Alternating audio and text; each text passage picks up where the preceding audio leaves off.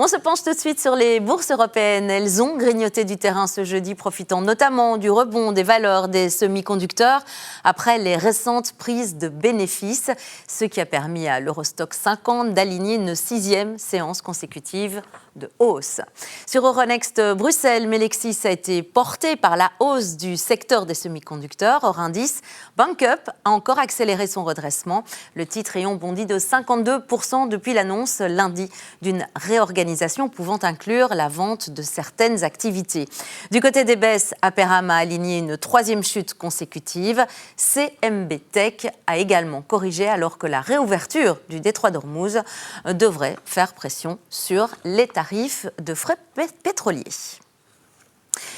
La Réserve fédérale, on vient de l'évoquer, américaine, a rendu sa décision hier soir et sans surprise, les taux sont restés inchangés. Et pourtant, les marchés ont fortement réagi à cette première réunion présidée par Kevin Warsh, nommé lui aussi par Donald Trump après plus de 8 années sous Jérôme Powell. Pour comprendre ce qui a réellement marqué les investisseurs, on reçoit Delphine Waix, notre experte. Bonsoir Delphine. Bonsoir Fanny. Alors, sur la décision elle-même, finalement, il n'y a pas vraiment de surprise. Ah non, aucune surprise. Le marché attendait un statu quo et c'est ce qu'il a obtenu. Donc les taux directeurs ne bougent pas pour la 4e fois d'affilée. Ils restent dans cette fourchette cible de 3,5 à 3,75%. Et cette décision était largement partagée, puisqu'elle a été prise à l'unanimité. Alors, c'était 10, je pense. Oui, exactement.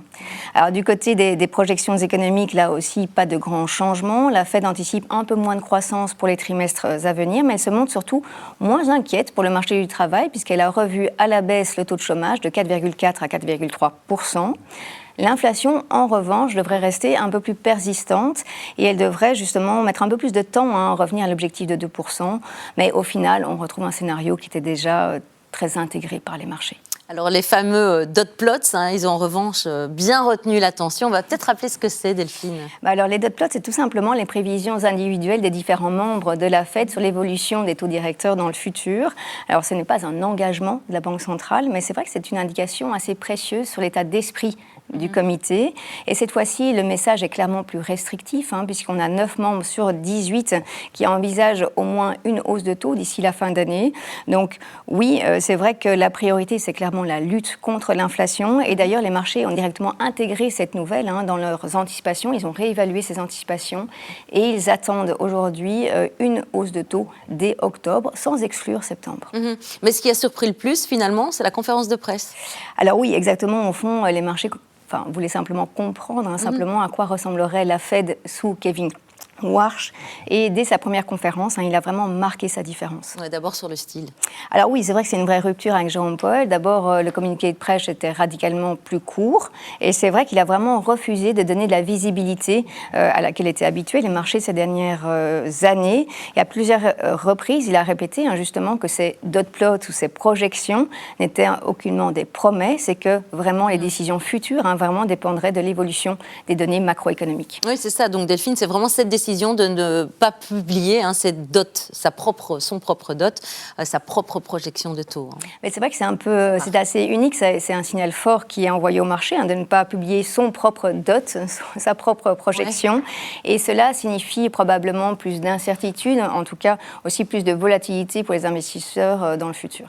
Alors, il y a aussi cette insistance sur l'importance de la stabilité du prix. Alors, c'est vrai que Kevin Warsh est revenu à plusieurs reprises justement sur cette mission fondamentale de la Fed qui est d'assurer la stabilité des prix.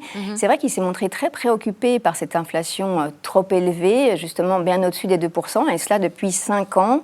Et alors, c'est vrai qu'il a un petit peu peut-être forcé le trait, justement pour ses grands débuts, justement pour asseoir sa crédibilité et surtout pour réaffirmer l'indépendance de la Fed. Alors, à côté de ça, il y a aussi cette volonté de réformer l'institution. Alors oui, ça c'est peut-être l'élément vraiment à retenir vraiment de cette conférence de presse, puisqu'il ne s'est pas présenté comme une continuité de Jérôme Powell, mais vraiment comme un grand réformateur. D'ailleurs, il a lancé la création de 5 grands groupes de travail justement pour repenser le fonctionnement de la Fed, que ce soit sur la communication, que ce soit sur le bilan, ou encore l'effet des gains de productivité, sur l'inflation, sur l'emploi, aussi sur les données utilisées pour prendre les décisions. Donc oui, vraiment, pour l'instant, on n'a pas vraiment de changement annoncé aujourd'hui par Kevin Warsh, mais quelque part, il prépare déjà aujourd'hui pour les changements de demain. Bon, on ne peut pas passer à côté, évidemment. Il y a un autre événement qui continue à soutenir les marchés, c'est la signature de ce fameux protocole d'accord entre les États-Unis et l'Iran. Et si cette détente, elle devait se confirmer, pourrait-elle soutenir davantage les marchés européens qui sont quand même sensibles sur les coûts énergétiques? Alors c'est vrai que les investisseurs avaient déjà commencé à intégrer cette perspective déjà depuis plusieurs semaines. Et c'est vrai que la baisse du baril du pétrole s'est vraiment accélérée ces derniers jours, ce qui a porté justement les marchés européens. Vous l'avez dit, justement, on sait très bien que l'Europe est beaucoup plus sensible aux prix énergétiques. Donc là, évidemment, ça réduit les pressions inflationnistes. Quelque part, ça pousse les investisseurs à revoir leurs anticipations de resserrement monétaire. Cela fait baisser les taux réels. Et oui, donc c'est positif pour les actions européennes. Et c'est vrai qu'on observe un rattrapage vraiment de ces actions européennes ces derniers temps qui affichent aujourd'hui, en fait, une performance équivalente aux actions américaines depuis le début de l'année. Merci à vous, Delphine Weix, pour cette expertise ce soir et à tout bientôt. C'était le Trends des marchés du jour en ce jeudi 18 juin. Merci de nous suivre.